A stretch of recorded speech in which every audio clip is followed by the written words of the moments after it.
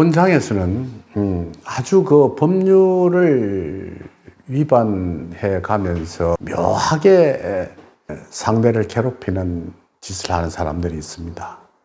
예를 들어서 법적으로는 정말 거의 이길 수는 있는지 몰라도 우리가 도덕적으로 생각해 보면 아주 기가 막히는, 한마디로 참 비인간적인 사람들이 많거든요. 제일 그게 심한 게 자동차를 타고 다니면 약간 차선 위반을 한 차를 뒤에 와서 막 들어받아 버립니다. 그리고 난 뒤에 그 블랙박스의 영상을 가지고 상대에게 덤태기를 세우고, 또 그 다음에 그걸 돈을 요구하기도 하고, 그 안에 있는 사람이 별로 다치지도 않았는데 병원에 가서 들어누워서 막 보약처럼 지내고 하는 그런 아주 터무니없는 짓을 하는 사람도 있고, 특히 택시 기사가 그런 짓을 하는 사람이 많이 있거든요. 그래가지고 자기는 그 택시가 고치는 동안에 보험사로부터 하루 일당을 가만히 앉아서 얻어먹기도 하고, 쓸데없이 병원을 다니기도 하는 그런 사람들도 있습니다. 뿐만 아니고 우리가 살아가는 데 있어서도 법률적으로 아주 고약한 짓을 하는 사람이 있거든요. 저도 이 법대생인데 옛날에 제일 처음 대학에 들어가서 교수가 만났을 때는 뭐라고 첫마디 한 줄 압니까? 법률가는 좋은 이웃이 되지 않는다는 이야기예요. 법을 가지고 세상을 사는 사람은 아주 못 쓴다는 거죠. 그런데 제가 분명히 말씀드립니다. 그러한 행동을 하는 사람은 아마 절대로 성공하거나 행복해질 수가 없습니다. 왜냐하면요, 우리가 사업을 하거나 직장 생활을 하거나 뭘 하더라도 꾸준히 자기 길을 가는 도중에 그런 교모하게 법률적인 걸 가지고 흔들어서 이득을 보는 것을 버릇다 대놓으면, 그로 인해서 조금 편하기 위해서 상대를 어렵게 만들고 힘들게 만들어서 자기가 이득을 보는 그런 것이 몸속에, 그 성정 속에 박히게 되는 법이거든요. 그러한 짓을 하는 것이 자기의 삶 속에 탁 한번 연결이 되면 그 주변에 있는 사람들이, 야, 저 친구 참 질이 안 좋아. 저 친구하고는 오래 상대하다가 내가 언젠가 당해하면서 인간관계가 대부분 끊어져 버립니다. 뿐만 아니고 세상에 신이 있다면 그 사람 편을 절대로 들지 않습니다. 오히려 순박하고 아무것도 모르는 그 사람이 도움을 받기도 하거든요. 오히려 시골에서 국민학교도 안 나오고 그 글도 법도 모르면서 자기의 식대로 순수하게 사는 사람보다 공부를 좀 해서 법을 알아가지고 그걸 사람들에게 교모하게 자기 이득을 챙기는 그 사람하고 두 가지를 볼 수가 있는데, 즉 후자는 공부했다고 해서 법을 가지고 자기 이득을 챙기는 사람은 일생 동안 고평스럽게 살지 못합니다. 그 짓을 제일 많이 하는 사람이 조폭들이에요. 한마디로 무슨 틈만 있으면 요새 말로 개기고 들어가서 흔들어 대거든요. 특히 그런 사람이 죄를 짓고 교도소에 들어가면 교도소에서 묘하게 법을 이용해서 자기 이득을 챙기는 법을 배워 나와가지고 바깥에 세상을 살면서도 그런 짓을 하면서 사는 사람들이 많습니다. 내가 이런 걸 한번 봤거든요. 그냥 우리가 요새는 이제 코로나 시즌에 별로 없지만 옛날에 술을 마시러 가면 주인 마담도 있고 그 종업원들도 있는데 아주 가까워지면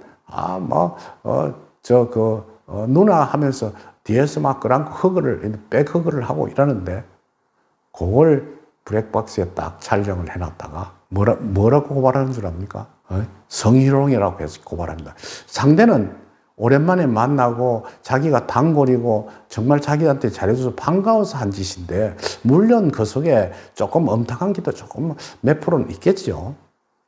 그런데 그걸 그 매장 내에 있는 블랙박스에 딱 촬영을 해놨다가 그걸 백해가지고 검찰에다 고발을 합니다. 이 사람한테 내 성희롱을 당했다고. 그러면 검사가 가만히 볼 때는 이게 참 묘하단 말이에요. 별로 죄가 되지 않는데 법률상은 죄가 돼요, 그게. 그럼 기소가 붙는다고. 그러면 상대방이 전과자가 돼. 그리고 합의를 해야 되는데 뭐 50만 원 내라, 100만 원 내라, 200만 원 내라 해가지고 그걸 주스 삼키는 사람들이 흔히들 있어요. 그 어디 사람같이 보이겠습니까? 그 여자가 뒤에 가서는 정말 좋은 현상을 띠고 세상을 살아가겠느냐 이 말이에요. 남자도 마찬가지입니다. 남자도. 여러분 우리가 살면서 제발 그런 짓은 하지 맙시다. 우리 인생이라는 것이요. 부모로부터 공부를 하고 사회에 나와서 결혼하기 전까지는 본인이 독립된 생활을 안 해놨으면 역경에서 결혼을 하면서부터 이제 독립하게 되는 거예요. 그럼 결혼이 예를 들어서 한 30세에 한다고 합시다. 그런데 우리가 빨리 마치는 사람은 55세가 되면 정년 마치고 난데 날마다 뭐 별 할 일 없이 한마디로 백수로 사는 사람도 많고 나이가 들 때까지 활동하는 사람도 있지만은 그게 뭐 한 60세를 기준으로 잡으면 겨우 해봤자 30년밖에 삶을 살아가지 못하거든요. 그 30년 동안 그런 짓 해야 되겠습니까? 얼마나 아까운 시간인데. 그런 아까운 시간 동안에 턱도 아닌 일로 돈 그 몇 푼 빼앗아 먹기 위해서 고발하고 경찰서로 가고 검찰로 가고 이러면서 상대를 괴롭히는 일도 있거든요. 이제 우리가 제일 처음 초보 운전자가 운전을 해가 나오면 어리뻥해요. 그럼 일부러 슬쩍 받치고 넘어지는 척 해가지고 찰가상을 입었다고 해서 막 협박을 해가지고 돈을 우려내는 짓. 자기가 스스로 사고를 내놓고 법률상으로 차선이라든지 신호라든지 이런 걸 갖다가 블랙박스에 찍히는 걸 교묘하게 이용해서 상대방에게 돈을 우겨내는 방법. 이 모든 것이 정말 이런 짓을 해도 되겠습니까? 그 우리가 사는 세상이 한 몇백 년 살고 몇천 년 사는 것 같으면 그래도 될 수 있을는지 몰라도 기껏 해봤자 한 30년 달리면 우리 인생은 얼추 종착역을 향해서 가게 됩니다. 그런 삶을 살면서 그런 짓을 하면서 살아야 하겠느냐 이 말이에요. 역경에서 그러한 설명을 합니다. 우리 역경은 주역은 시간의 인식이거든요. 여러분들이 가지고 있는 시간이 정말 얼마나 남았습니까? 여러분들이 활동할 시간은 얼마나 남았고 최고의 고점은 언제쯤 되면 여러분들이 가지고 있는 모든 역량이 사그러질 것입니까? 라고 묻는 것이 역경의 이야기입니다. 여러분 시간을 인식하지 않기 때문에 그런 짓을 하거든요. 제 영상을 보는 사람에게 간곡히 부탁을 드립니다. 그런 짓 하지 맙시다.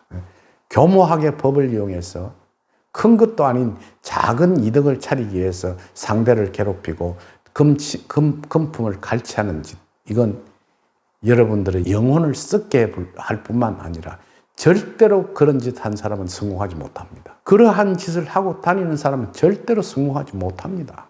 여름철 되면 난이고 바람으로 몸에 만화를 그려가지고 문신을 해가 다니면서 상대를 위협하고 그런 짓 해서는 안 되거든요. 부디 잘 생각하셔서 내가 가지고 있는 어떤 중요한 시간을 삿된 어떤 일에 허비하지 않도록 여러분들은 하셔야 할 것 같습니다.